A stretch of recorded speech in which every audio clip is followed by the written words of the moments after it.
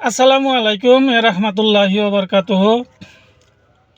আজ কয়েকদিন যাবৎ দেখছি ফেসবুকে একটি কথা খুবই ঘোরাঘুরি করছে। সেই কথাটি হচ্ছে, মসজিদ আগে নাকি খানকা আগে। তো এই বিষয়ে আসুন আমরা কোরআন হাদিস দেখি। সূরা আল ইমরান আয়াত ৯৬, আল্লাহ পাক বলেন, মানুষের জন্য স্থাপন করা প্রথম ঘর হচ্ছে মক্কায় অবস্থিত ঘর কাবা। অর্থাৎ মানবজাতির প্রথম ইবাদত কেন্দ্র একটি মসজিদ বা ইবাদতের ঘর। কিন্তু তখনও কোনো ইবাদতকারী মুসলমান ছিল না। পরে রাসূল সাল্লাল্লাহু আলাইহি ওয়াসাল্লামকে আল্লাহ পাক পৃথিবীতে পাঠালেন।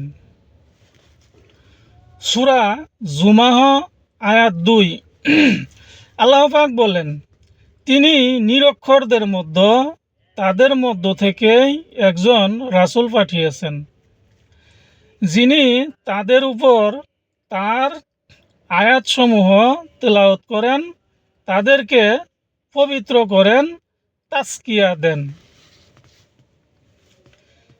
এবং তাদেরকে কিতাব ও হিকমাহ শিক্ষা দেন।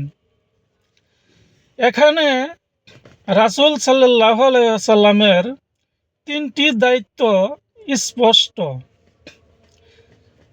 ১ নম্বরে তিলাওয়াত শিক্ষা, ২ নম্বরে তাজকিয়া আত্মশুদ্ধি শিক্ষা, যা খানকার মূল কাজ,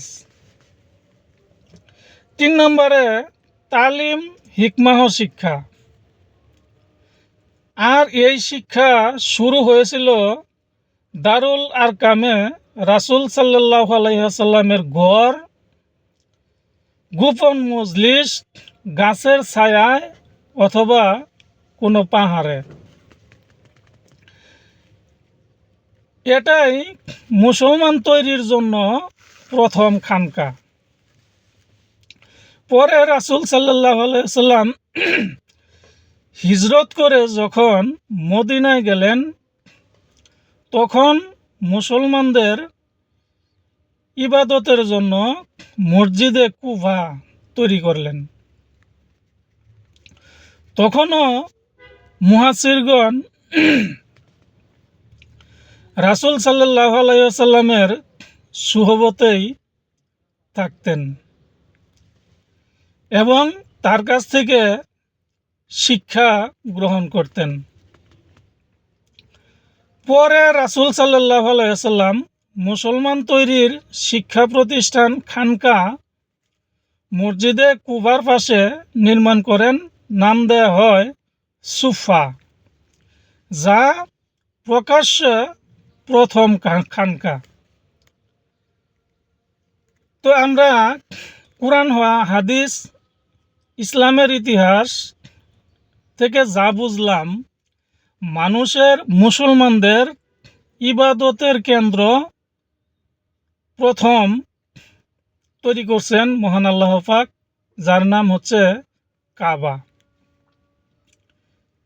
কিন্তু তখন ইবাদতকারী মুসলমান ছিল না। তারপর মুসলমান তৈরির যে কারখানা খানকা, সেটি রাসূল সাল্লাল্লাহু আলাইহি ওয়াসাল্লাম তৈরি করেন। রাসূল সাল্লাল্লাহু আলাইহি ওয়াসাল্লামের ঘর, গাছের ছায়া, পাহাড় এবং গোপন মজলিস থেকে। মহান আল্লাহ পাক আমাদেরকে বুঝার তৌফিক দান করুক।